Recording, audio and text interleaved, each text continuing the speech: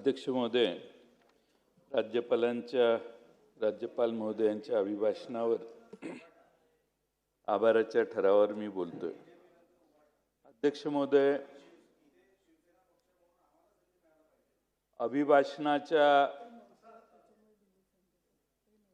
अभिभाषणाचा राज्यपालांच्या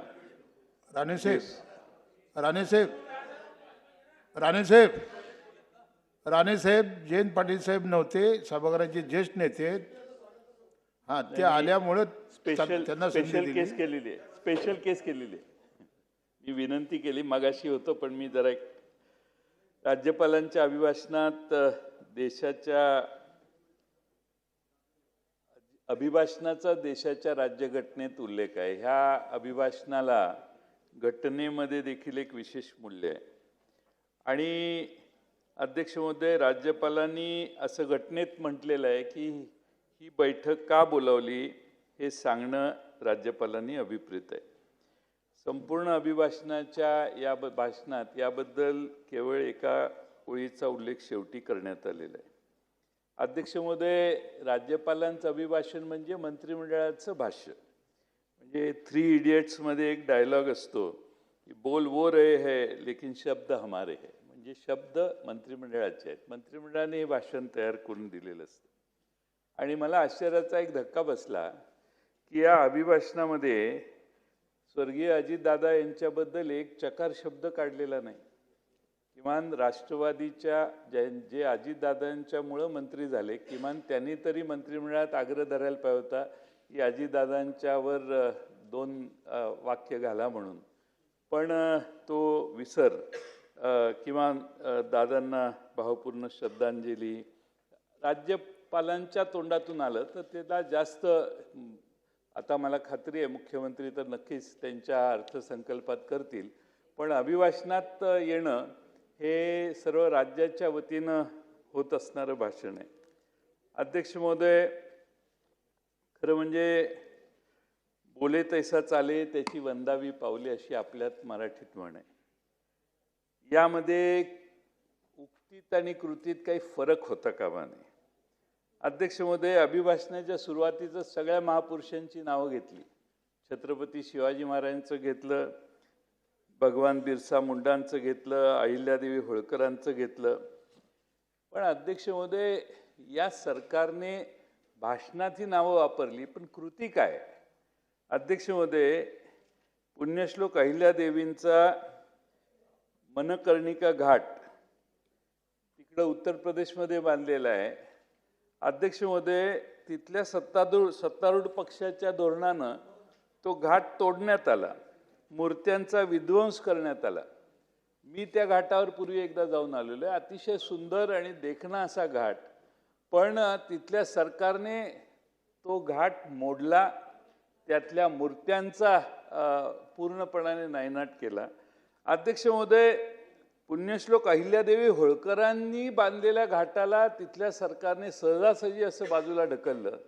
माझी सरकारला विनंती आहे की सरकारने पुन्हा जसा तो घाट होता तसाच बांधून घेतला पाहिजे आणि त्याची भरपाई त्या उत्तर प्रदेश सरकारने करायला माननीय मुख्यमंत्र्यांनी त्यात पुढाकार घेतला पाहिजे। अध्यक्ष महोदय, पुण्यश्लोक अहिल्यादेवी होळकरांचा देशाला तर आहेच, पण आम्हा सगळ्यांना देखील अभिमान आहे। आणि पुण्यश्लोक अहिल्यादेवी होळकरांनी बांधलेला घाट जर पाडण्याचं धाडस तिथल्या सरकारला, योगींच्या सरकारला होत असेल, तर मला खात्री आहे की महाराष्ट्राच्या विधानसभेत तर हे कोणी मान्य करणार नाही। आणि म्हणून त्याचा निषेध करणं आणि त्या राज्य सरकारला पुन्हा तो घाट जसा होता तसा बांधून द्यायला लावणं हे महत्त्वाचं काम सरकार करेल अशी माझी अपेक्षा आहे। अध्यक्ष महोदय, आता भगवान बिरसा मुंडांचं नाव आपण घेतो, ठीक आहे, महापुरुषांचं नाव घेतलंच पाहिजे। पण अध्यक्ष महोदय, महाराष्ट्रातल्या आदिवासी बांधवांच्या आयुष्यात काय सुधारणा आपण केली याचा काहीतरी अभिभाषणात उल्लेख पाहिजे की आमच्या या प्रयत्नामुळे महाराष्ट्रातल्या आदिवासींची सुधारणा झाल्या। ठीक आहे, सुधारणा होतील नव्हतील, पण अध्यक्ष महोदय, आदिवासींना जे ट्रायबल डिपार्टमेंटला फंड देतो, पैसे देतो, निधी देतो, तेही वेगळ्या योजनांच्यासाठी डायव्हर्ट करण्याचं काम अध्यक्ष महोदय सध्या चाललेलं आहे। अध्यक्ष महोदय, दरवर्षीप्रमाणे यावर्षी सीमा प्रश्नाचा उल्लेख आहे। अध्यक्ष महोदय, राज्य सरकार कटिबद्ध असल्याची सीमा प्रश्न सोडवण्यासाठी गर्जना राज्य सरकारने दिली आहे. तिथं अध्यक्ष महोदय आपण मोठे वकील देणार आहे. गेली कित्येक वर्ष मी ऐकतोय. मी स्वतः या संदर्भातील एका समितीचा अध्यक्ष होतो. अध्यक्ष महोदय, हा वाद कितीपर्यंत चालणार आहे? दरवर्षी अभिभाषणाच्या शेवटी कुठंतरी उल्लेख करायचा आणि विषय सोडून द्यायचा. अध्यक्ष महोदय, सर्वोच्च न्यायालयात सुनावणी प्रलंबित आहे.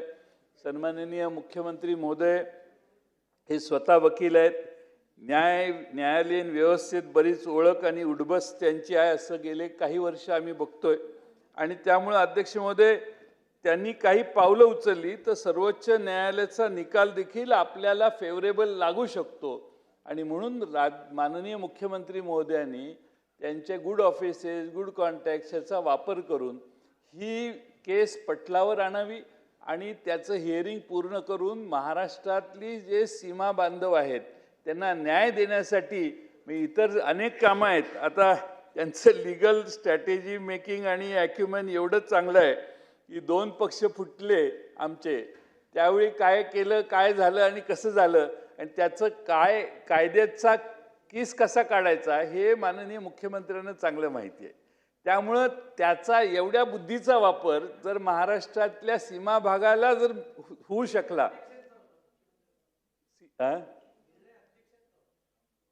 हा ते काय, जसं मी मगाशी सांगितलं की 3 इडियट्स मधलं वाक्य की सरकारची भाषा राज्यपाल बोलतात, तसं सरकारच्या डोळ्याकडे बघूनच वर्ण हालचाल होत असेल असा माझा अंदाज आहे. माझा आक्षेप नाही, नाही तर तुम्ही उभं राहाल लगेच. पण अध्यक्ष महोदय, माझी विनंती आहे की या सीमा प्रश्नाला माननीय मुख्यमंत्र्यांनी मनावर घेतला आणि माझा भातखळकर साहेब विश्वास आहे एकदा त्यांनी विषय मनावर घेतला तर सुप्रीम कोर्टाला देखील ते सांगून ती केस लवकर लावून मेरिटनं आपल्या बाजूनं निकाल कसा लावायचा हा प्रयत्न ते करू शकतात. म्हणून सभागृहात आपल्या मार्फत अध्यक्ष महोदय माझी त्यांना विनंती आहे. अध्यक्ष महोदय, आपलं राज्य पहिल्या क्रमांकावर आहे गुंतवणुकीत, नेहमीच होतं. आणि अध्यक्ष महोदय, दावोसमध्ये थंड हवेच्या ठिकाणी परिषद झाली. ती काय सरकारने भरवलेली परिषद नसते, तिथे एक छोटी खाजगी कंपनी आहे, ती सगळ्या जगातल्या गुंतवणूकदारांना त्या ठिकाणी बोलवते आणि गुंतवणूक आकृष्ट करणाऱ्यांना बोलवते. तो एक छोटासा क्लब आहे असं म्हटलं तर चालेल. आणि त्यामुळं दावोस गावातील ही एक खाजगी संस्था आहे, त्याला आंतरराष्ट्रीय कायद्यात कुठलंही स्वरूप नाही आहे, पण तिथं गुंतवणूकदार येतात हे आपल्याला मान्य केलं पाहिजे. अध्यक्ष महोदय, आपलं सरकार माननीय अभिभाषणात राज्यपालांनी म्हटलं की 18 देशातील विविध कंपन्यांशी सरकारने 30 लाख कोटी रुपये इतक्या गुंतवणुकीचे सामंजस्य करार केले आहेत आणि त्यातून 40 लाख रोजगार निर्माण होण्यास मदत होईल.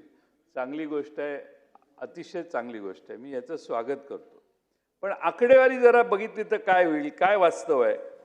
22 साली दावोस जागतिक परिषदेत झालेली गुंतवणूक आपल्या राज्यात होती 2.2 लाख कोटी. अपेक्षित रोजगार होते 4 लाख. 23 साली गुंतवणूक झाली 1.37 लाख कोटी, अपेक्षित रोजगार 55,000. 24 साली गुंतवणूक झाली 3,53,000 कोटी, अपेक्षित रोजगार होते 2 लाख.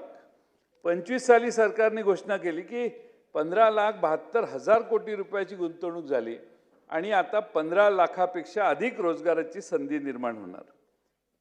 माझं काही म्हणणं नाही याच्या बाबतीत. अध्यक्ष महोदय, 30 लाख कोटीची आता गुंतवणुकीचे सामंजस्य करार आता यावेळी केलेले दिसत आहेत आणि अध्यक्ष महोदय, त्यातून सरकार म्हणतंय 40 लाख रोजगार निर्माण होणार आता लास्ट मीटिंगला. अध्यक्ष महोदय, 22 ते 25 या 3 वर्षाचा जर विचार केला तर आतापर्यंत 23 लाख लोकांना रोजगार मिळायला पाहिजे आणि ह्या वर्षीचे 40 लाख म्हटल्यावर 53 लाख युवकांना महाराष्ट्रात रोजगार मिळेल असा आभासी चित्र हे मेघे साहेब आहे, देशमुख साहेब आता तयार झालेलं आहे.